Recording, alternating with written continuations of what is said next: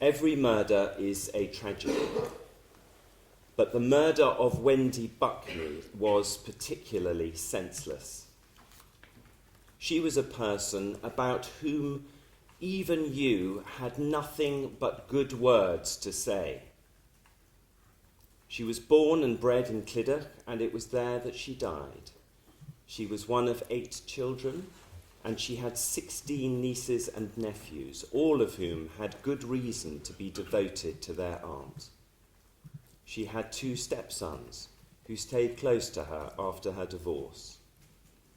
The impact on her family has been described in court today. As well as her family, she had a circle of good friends. She's described as having a heart of gold, a person who would give you her last penny. For over 30 years, at Penavedu Farm in Morriston, she ran a riding school and livery yard, teaching countless local children and adults to ride and jump with her horses. This was more than a business. It was an expression of her love of life and of every living creature. 4 years before she died, the farm was sold and she moved into Tanacoid Road, Clydach. She was over 70 years old and a pensioner. She developed mobility issues, occasionally using a crutch, and she asked her landlords for additional mobility aids, including handrails. In 2000, you murdered Nicholas Morgan in circumstances which had similarities with the murder of Wendy Buckney, of which you have now been convicted after a trial. You had taken Valium, and the effects of this were increased by alcohol. Under the influence of these intoxicants, you savagely and repeatedly attacked him with a blunt instrument in the small hours of the morning, causing numerous skull and face fractures. You then damaged his dead body and the house, on this occasion by setting them on fire. In this fire, your brother died, and so you were convicted of your brother's manslaughter as well as the murder of Nicholas Morgan. Witnesses described you as mumbling and babbling, speaking rubbish. This was very similar to your presentation after the murder of Wendy Buckney, which was also committed under the influence of drugs and alcohol. You were sentenced to life imprisonment with a minimum term of 18 years, which expired in October 2018. In December 2018, the Parole Board directed your release on licence from the 2nd of January 2019.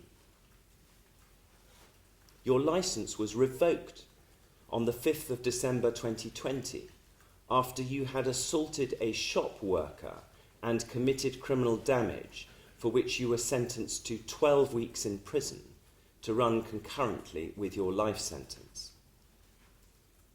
In less than a year, the Parole Board gave you another chance at living outside jail. You were again released on licence in October 2021. On release, you lived at Tanacoid Road in Clydach, and you therefore became Wendy Buckney's neighbour. She gave you odd jobs to do, so she could give you money, and she bought you food. She knew you had been in prison, although not why, but when a relative expressed some anxiety about that, she said, "Everyone deserves a second chance." You described her as like a second mother to you. She deserved nothing but your gratitude, but you brutally murdered her anyway, and you have never, ever suggested a motive. You killed her for your own pleasure. You also killed her because you were high on a combination of street Valium and drink. You knew very well the effects of that combination on you. In 2015, You talked to a probation officer about the circumstances in which you had killed Nicholas Morgan and your brother in 2000. You told her that although you had not consumed a great amount of alcohol, you were taking what you said was prescribed Valium, or diazepam, at the time, and you believed this had increased the effect of the alcohol on you. After your move to Tanacoid Road, you told your neighbour, Paul Jones, that when you take Valium, it sends you loopy and causes you to go off on one. Nevertheless, from about 3 weeks before you killed Wendy Buckney, you were taking Valium, or its equivalents, which you bought from street drug dealers, and you combined it with alcohol. The effects were so obvious that they caused concern to your neighbours. In August 2022, they on various occasions called in the police and ambulance services, and they also took mobile phone video of you in a very advanced state of intoxication. All the warning signs were there. You injured your own head when you fell over and hit it against a tree, and you were taken to hospital on the 1st of August. Later that month, you were found raving on a bridge and taken to hospital again on the 16th of August. You injured yourself a second time when you were screaming and shouting and out of control in hospital under police supervision on the 16th of August. You randomly trashed your own flat. You were mumbling and incoherent. You were not an addict, but you were hell-bent on consuming drugs and alcohol, knowing full well how dangerous this made you. All your inhibitions were swept away, and what was left was the explosively violent man inside you. I make it clear that your mental state when you murdered Wendy Buckney was caused by your voluntary intoxication. The bangs on the head earlier that month were caused by your intoxication. It was not the bangs on the head which caused your mental state. That was a smokescreen you put up after the offences in order to deny responsibility for your guilt.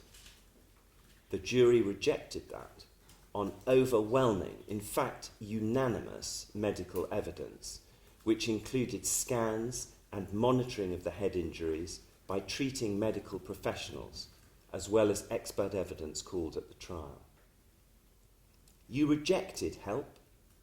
You refused prescription alternatives to diazepam, which might have taken you away from your drug of choice. You self-discharged from hospital against medical advice. You carried on your self-indulgent spree of drink and diazepam or street Valium until the night you killed Wendy Buckney. The last time she was seen alive was at 6:50 p.m. on the 22nd of August 2022, when she got back from the shops in her car. 45 minutes later, you were caught on street CCTV walking towards her ground floor flat from your flat, which was opposite. In the course of the night, you inflicted a frenzy of violence on her, which caused her to die a brutal, terrifying death. She knew what you were doing to her. Her injuries included injuries to her hands while she tried to defend herself. But of course she was no match for you. She was old, vulnerable, and overweight, alone in her own home at night, with someone she allowed in because she trusted you as a friend. You were 55, without an ounce of spare flesh, lithe, muscular, and strong.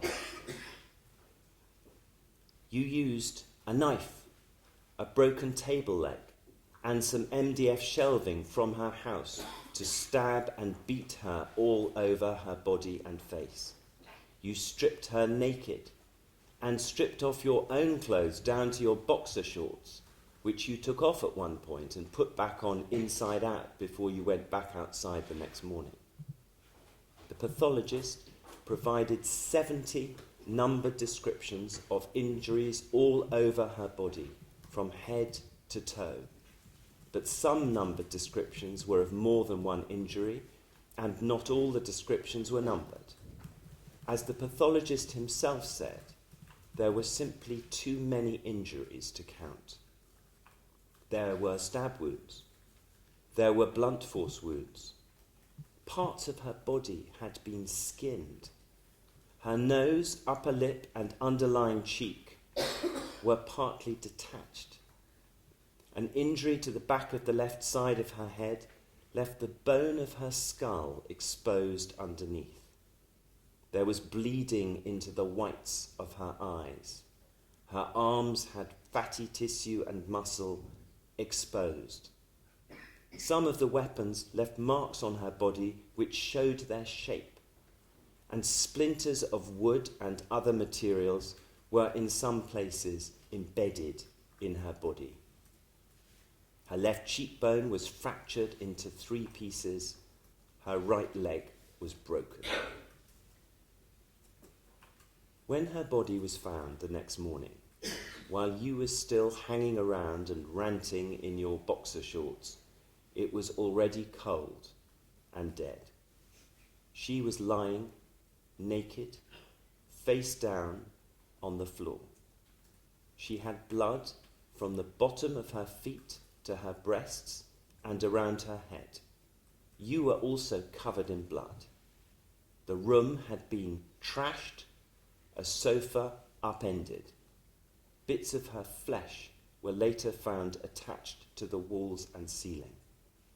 Clothes and objects had been put on top of her body. After the cruelty of your attack on her in life, you degraded her body in death. You yourself told people afterwards that she was begging you to stop. You described it as torture, and that is what it was. You also referred to lying on top of her, and when you started to blame unknown strange men for the assaults you had yourself inflicted, you referred to them as having raped her. The forensic evidence shows that you did not ejaculate over or in her, but a trace element of old sperm found its way from your boxer shorts to her low vaginal area. There is no doubt that there was a sexual element to the pleasure you took in your attack. I will now turn from the facts to the sentence.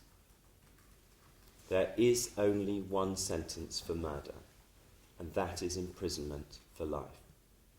That is the sentence I pass on you. In addition to passing that life sentence, I must also decide when, if ever, you may be considered for release on licence by the Parole Board. I must also impose the statutory surcharge of £228, which I do. The seriousness of this offence is exceptionally high. It is a murder by an offender previously convicted of murder. Paying due regard to the statute, the starting point in this case is a whole life order. However, where I move from the starting point will reflect the aggravating and mitigating features of your case. The aggravating features are first, sustained, exceptionally cruel and sadistic violence. Second, the use of a knife and other weapons. Third, sexual assault. Fourth, degradation of the victim, including stripping her naked, skinning her, hacking off lumps of flesh, and piling things on top of her body. Fifth, voluntary intoxication with diazepam aggravated by alcohol, with prior knowledge of the risks and effects of this on you, including the part it played in your previous act of murder. And sixth, Wendy Buckney's particular vulnerability. Two potentially mitigating features are ruled out in this case. You definitely had an intention to kill, given the number and nature of the injuries, including countless stabbings and blunt force injuries all over the body and attacks on the face and head. This is not an aggravating feature, but it is absent as a mitigating feature. I also find as a fact that there was no mental disorder or mental disability which lowered your culpability. The head injuries played no part in this. It was the voluntary intoxication that did it, and that is an aggravating and not a mitigating feature. There are three mitigating features. First, lack of premeditation. Second, some remorse, which you expressed at the scene and at your trial, about Wendy Buckney's death and about the fact that you killed her. However, there has never been any acceptance of responsibility.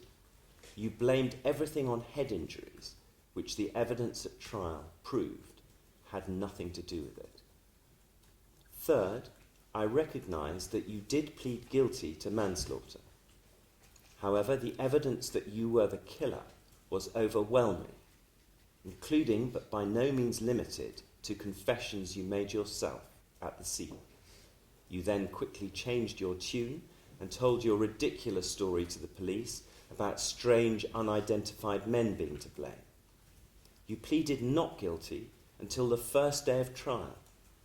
Even then, you only entered a guilty plea to manslaughter, not murder, and you did that because you could not run your defence of diminished responsibility without it. That defence was rightly rejected by the jury. I have not listed the aggravating and mitigating features in order of importance, nor do I simply count them up. I have assessed all the facts in the round in order to reach a sentence which is just and proportionate to the offending as a whole. It is obvious that the aggravating features strongly outweigh the mitigating features.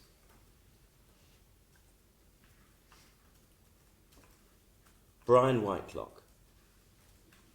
For the murder of Wendy Buckney, I sentence you to imprisonment for life. This is a case of the most extreme gravity.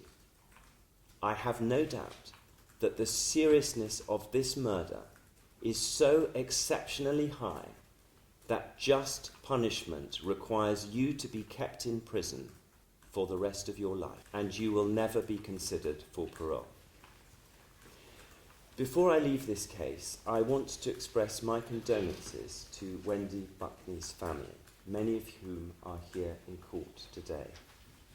You conducted yourself throughout the trial with great dignity, but your grief is palpable. I hope that with the passage of time, you will be able to think more and more of Wendy Buckney as she was in her life of 71 years, so that her last hours do not blot out all that was happy and good about that life and about her. I hope that eventually you will be left with all those memories you and she would want to have.